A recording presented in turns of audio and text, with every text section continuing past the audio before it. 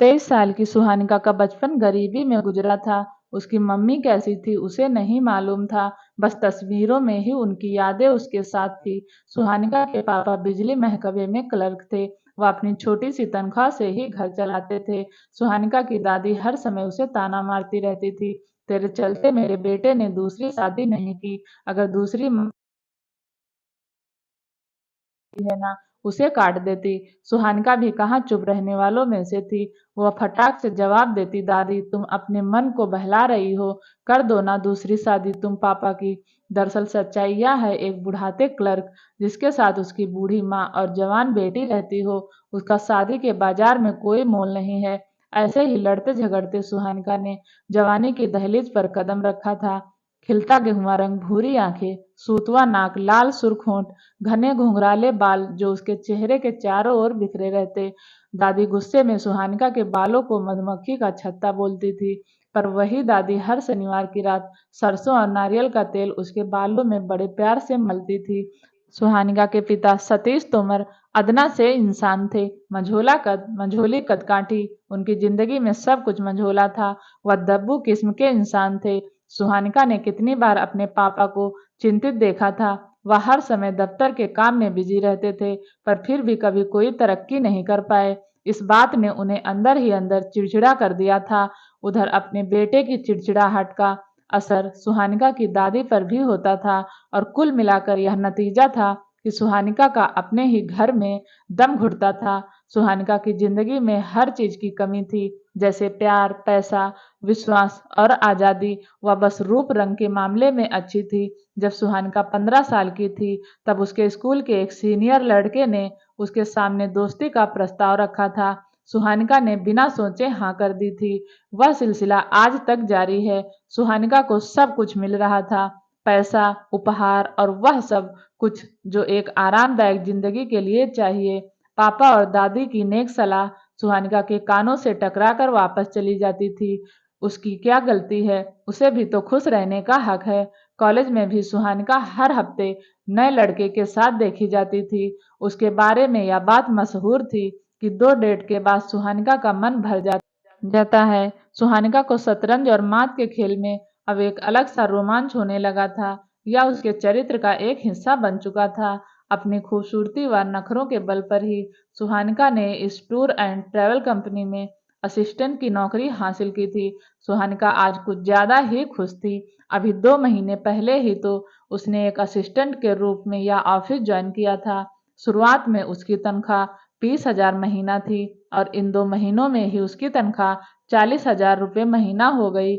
सुहानिका को बखूबी मालूम है, उसके ऑफिस की बहन जी टाइप लड़कियां उसके बारे में उल्टी सीधी बातें करती हैं, पर उसे इस बात से कोई फर्क नहीं पड़ता है। एक दिन रुचिका सुहानिका को देखते हुए बोली, तुम कब तक इस खूबसूरती के सहारे नौकरी करोगी?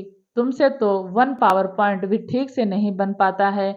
सुहानिका अपनी आंखों को और बड़ा करके बोली, रुचिका मेरे पास जो है मैं उसके सहारे ही तो आगे बढ़ूंगी ना।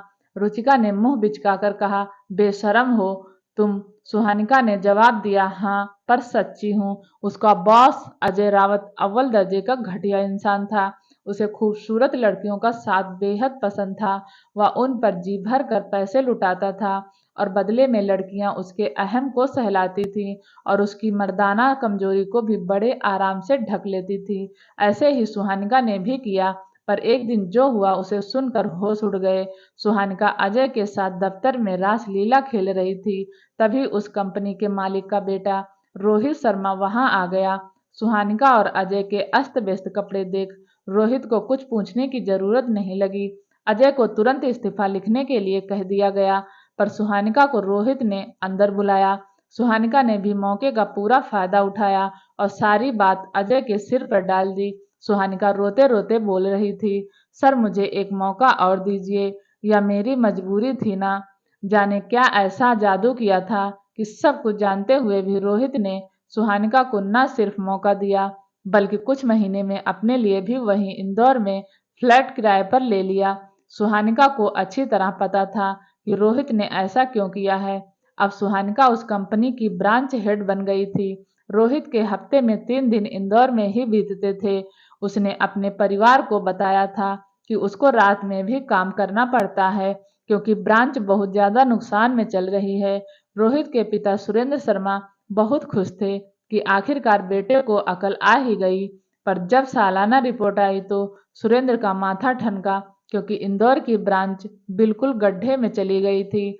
उधर हफ्ते में 3 दिन रोहित का हवाई यात्रा से इंदौर जाना वैसे ही सुरेंद्र शर्मा की जेब पर भारी पड़ रहा था। जब उन्होंने रोहित से इस बारे में बात की तो रोहित गुस्से में बोला, पापा मैं रात दिन मेहनत कर रहा हूँ, आप थोड़ा सब्र तो कीजिए। सुरेंद्र ज्यादा दिनों तक सब्र नहीं रख पाए। एक दिन जब रोहित इंदौर गया हुआ था तो वह भी पीछे पीछे पहुंच गए। वहां जाकर उन्होंने सारा माजरा समझ आ गया था कि क्यों रोहित इंदौर के इतने चक्कर काट रहा है। उन्होंने फौरन इंदौर की ब्रांच बंद करने का फैसला ले लिया। सुरेंद्र शर्मा जब इंदौर के ब्रांच बंद करके लौटे तो सुहानिका भी उनके साथ ही थी।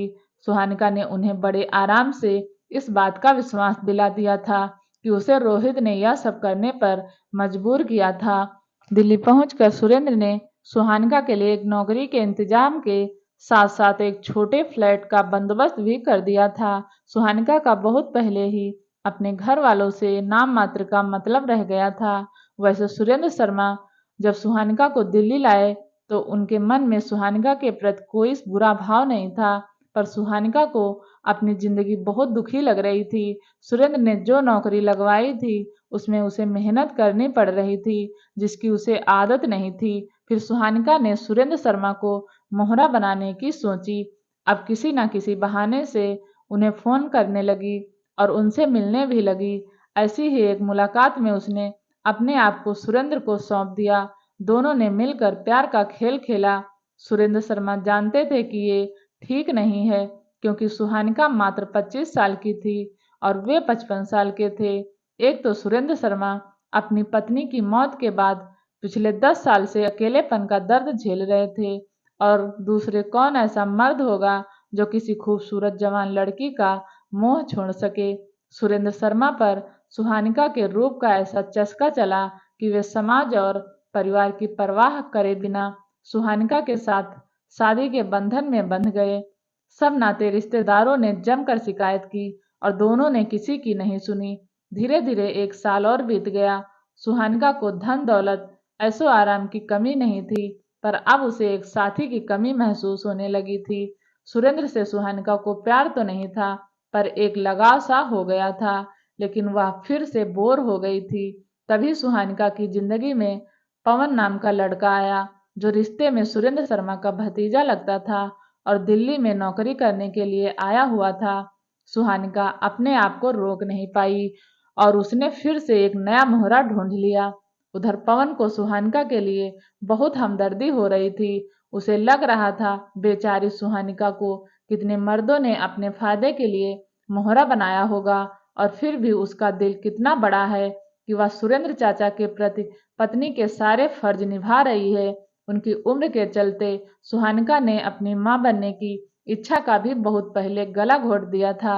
ऐसी लड़की का अगर मैं दोस्त बन जाऊं तो इसमें क्या खराबी है।